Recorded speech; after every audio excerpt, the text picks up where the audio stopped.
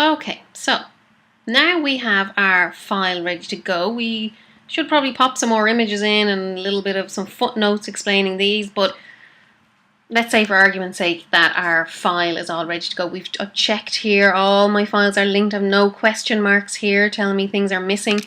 The first thing I'm going to do is put a bleed on this cover. It's the only part of the design where an image comes right to the edge. If for argument's sake I had that there, I would have to put a bleed on that as well. So let's go up here and I'll put just a 3mm bleed, will be enough. And you can see if you look at the rulers at the side here, it doesn't have to be too precise, but you get the idea. About 3mm. 1, 2, 3.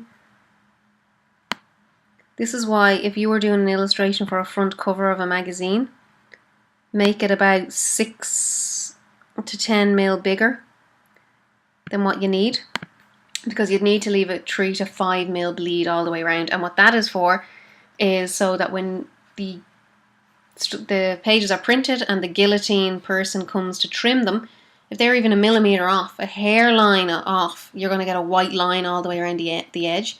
So you need to leave a bleed. Let's just save that. I'm hitting Command S. And I've gotten this signed off. It's ready to go. Let's get this packaged up. Okay, so there's two ways of sending a file to your printer. You could save this out as a PDF, which is another little tutorial I'll show you. The advantages to PDF is it's completely flattened.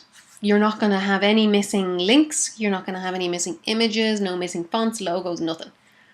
The disadvantage is if you sent that file to a printer and you noticed a mistake at the last minute, the printer wouldn't be able to fix that for you. Let's say it was a tiny little typo or something, or a misspelled word, or just something out of line. If he or she had the InDesign file, they could easily get in and just, fix the little mistake. So I always send both, and they can choose which one they want to use. So what I need to do is package this up to send to a printer. Let's just hit Command S again. So what I want to do is go up to File, Package. Okay, so I have a list here of different things. Now this is just your summary. It shows you there's 2 fonts used, nothing missing, nothing embedded. That's good. I have 4 links found, no modified. It tells you here no use of RGB, which is good. The amount of inks, I have 4 process and 2 spot inks. No plugins, or 1 plugin, okay, fine. Fonts, I've used News Gothic Regular, it's not protected. News Gothic Bold, not protected, it's good. Let's look at the links. These are all, it's all tiff, CMYK, EPS, everything looked good. Okay, that looks good. Colours and inks, now this is important. This document here, let me go back down into Illustrator. It uses, the brown colour is Pantone 7533. The pinky colour is Pantone Rhodamin Red. Let's go back down here. So all of these images, this image here, and this one here as well, are CMYK, cyan, magenta, yellow, black. Where these 2 colours come in to effect is on this front cover.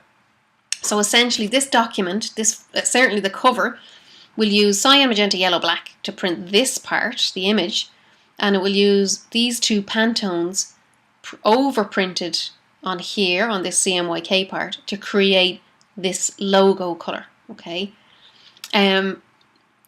Your client needs to know that that's obviously going to cost more money. It's only on the front cover. These 2 colours don't appear anywhere else in the document. So, oh, actually, maybe it does. Sorry, I made a mistake. These headings are the same. I made those the same colour, the Rhodamin Red. So, it's something that your client has to decide, well, I can afford that. Maybe you might get your Pantone Bridge guide and you might show them, well, look, this Rhodamin Red is a really bright pinky colour. I can't match that up very well with its CMYK process. It's just not going to match. It's going to look really muddy and horrible, and they need to decide if they want to go with the Pantone colour or not. Certainly some companies where they need a particular pink or a particular red or orange or green or whatever, they will pay the extra, but it's something you need to check before you send this off. Your print settings. This is, you don't need to worry so much about this. It's just showing you that it's CMYK and how many copies you want. Okay, don't mind this. This is a plugin, which it's a Mag Plus plugin, but I haven't used it on this document. So everything's good to go. Let's package. Let's go for it. Okay, now I pre-filled this in. Okay, when you hit package, this will all be empty. But basically, you fill it in: your name, your company, your address, your phone number, your email, and any instructions. Please print 1,000 copies in full color. Also use 2-spot. What did I say? 2-spot Pantones. Please, please deliver to client in such and such a place, whatever. So let's go continue. Now, I'm going to make a new folder just to show you. Somewhere, like generally speaking, I would have a folder specifically for each client and then a subfolder in there for each project. So the logical place to put it is in there. So I'm going to make a new folder called iMag for printers. Go create, and we'll call this final iMag, something like that. And what it will ask you want to copy is the fonts, the linked graphics, and update the links if they're missing, which we know they're not already. We don't need to worry so much about these, so we'll just click package. Now it's telling you here, it's just warning you about if you've used any font software, any typefaces and fonts, things like that, that you're not entitled to, but we know we haven't. So we'll go OK, and it will, there we go, that was quick. So let's go down here, into here, documents. Okay, iMag for printers, final iMag. And what we have is, this is our InDesign file. These are our links, so these are all the images that we used. Okay, and they're all perfect.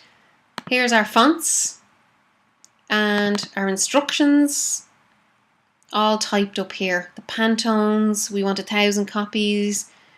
The fonts we used, the different colors, so a printer will know when he opens this what he's looking at. Okay, so that's it. I would zip up that folder there and I would email that across to the printer and he would know exactly what to do with it. So yeah, that's pretty much it. So it's something that you should do at the very end of your design process to send off to your printers.